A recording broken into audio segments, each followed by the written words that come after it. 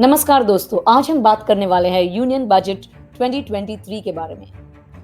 We're going to talk about the Union Budget 2023 proposed by our Finance Minister Nirmala Sitharaman ji, and we're going to do a budget analysis and focus on the various implications that this budget has. So in the budget, Nirmala Sitharaman ji focuses on various aspects including youth opportunities, macroeconomic stability, infrastructure growth, and rural and urban development. In terms of personal finance, the budget includes updates related to personal income tax, and that's what we are going to focus on today. It is true that over the long term, a growing economy generally leads to better performance from corporates, which can then benefit investors. However, it is important to keep in mind that there are many factors that can impact the performance of the stock market and individual investments, and past performance is not a guarantee of future results. It is important to keep in mind, ये याद रखना बहुत ज़रूरी है कि budget एक event है, it's just an event and does not have a significant impact on an individual's long-term financial goals. A diversified investment portfolio which is linked to financial goals is the key to making smart financial decisions. With that, let's move on to make the complex jargon simple and simplify personal income tax. That's what we aim at Financially Smart.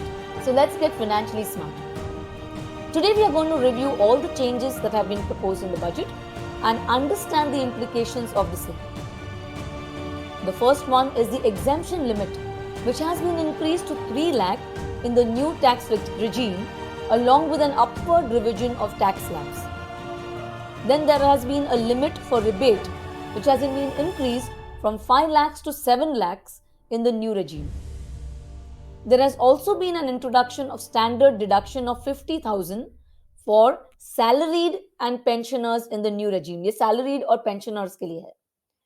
The surcharge rate on income above 5 crore has been reduced from 37% to 25% for the new regime. This results in reduction in overall tax rate for the wealthier from 40%, 42% to 39%. There has also been an increasing tax exemption limit for leave encashment on retirement for non-government employees to 25 lakhs. So in sab ka implication kya hai? What is going to be the effect of these? The positive changes in the budget can have several implications, which signal a shift away from the old regime towards a new, more progressive approach to managing the economy, encouraging increased spending that can boost consumption and drive economic growth, which can lead to people having more disposable income. खर्च करने के लिए ज़्यादा income होगा अपने पास, which could further fuel economic growth by boosting spending. The second benefit, which is there to senior citizens. So, in this budget, Senior Citizens Savings Scheme SCSS limit has increased to 30 lakh from the earlier 15 lakh. So, a couple together can park up to 60 lakh rupees. The rate of interest is around 8%. Post Office Monthly Income Scheme limit has been increased to 9 lakh per person. It was 4.5 lakh earlier. For a joint account, it will be 15 lakhs. So, what will be the implication of this? This will provide tax benefits and other incentives to encourage senior citizens to invest in these instruments, which will in turn help them secure their financial future and provide them with a steady source of income during their retirement years. The third change is about the foreign travel or overseas investing to get expensive due to increased TCS under the LRS scheme, that is the liberalized remittance scheme for Indian citizens, for Indian residents. Investments and expenditures abroad are made by using the liberalized remittance scheme, LRS scheme, of the Reserve Bank of India, which is available to all residents Indians today. Through this scheme, an individual can remit up to $250,000 per financial year for such transactions. The current TCS, that is a tax collection at source, the rate of that current TCS of 5% has been increased to 20%. This may be claimed or adjusted later at the time of tax filing. So, what's the implication of this? The increase in TCS rate could potentially reduce currency outflow and curb rupee depreciation. The higher the TCS rate of 20% would result in a deduction of 20,000 on foreign travel expenses worth rupees 1 lakh, leading to a lower disposable income for the individual.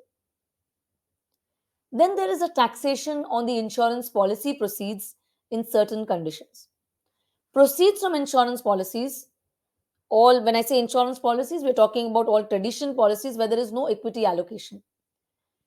Where the aggregate yearly premium is more than 5 lakhs, this will be fully taxable. Currently, the annual premium for ULIPs, which is more than 2.5 lakh, the insurance proceeds of those will be taxable, but now it will be 5 lakh. Again, what is the implication of this? There has been an emphasis on term insurance as a right form of insurance, which is aimed at promoting financial literacy and responsible insurance purchasing among citizens. These proposed measures to curb mis-selling of insurance products, and this can help reduce the instances of individuals being sold insurance policies that may not align with their needs or financial goals. This should help individuals make more informed and smart insurance purchasing decisions, hence protecting their financial interests. Then comes the limit on capital gains under section 54 and 54F. Currently, there is no limit on any capital gains which comes from stocks, real estate, unlisted stocks, gold. All these can be invested in a residential house to save tax. However, as per the budget, only rupees 10 crore worth of gains can be set off by investing in residential property. On the balance capital gains, one has to pay capital gains tax that is applicable. So the implication, high tax to wealthier as they need to pay capital gain tax over the gain of 10 crores. The important reason for not reinvesting in property, thereby reducing the proper property demand. Then the next one is investments in REITs and InvITs. Currently, distributions that are made by REITs, InvITs in the form of interest, dividend, and rental income to its unit holders were taxable in the hands of the unit holders. However, distributions that are made by these to its unit holders through REITs and InvITs, which were not shown as repayment of capital, were not taxable either in the hands of the unit holder or in the hands of the REIT or the InvIT. But as per the new budget, whatever distributions that are made by the REITs, okay, investment in real estate, that is, through an InvITs, to its unit holders, which are shown as repayment of capital, would now become taxable in the hands of the unit holders. The implication of this will be the provisions will make these investments less attractive to HNI investors. This option was always a high risk, high tax product. Now, post tax returns would come down even more. So, they would be discouraged from entering into these segments. Then comes market linked debentures, MLDs. Earlier, the long term capital gains on listed MLDs was taxable at 10%.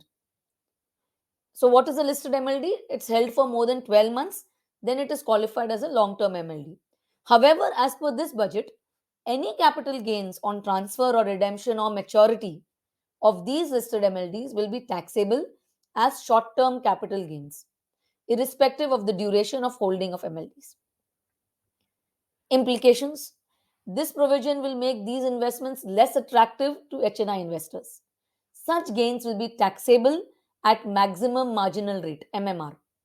Tax rate for the highest tax slab is 39% in cases where the investment has opted for the new tax regime, or 42.74% in cases where the investor has opted for the old tax regime.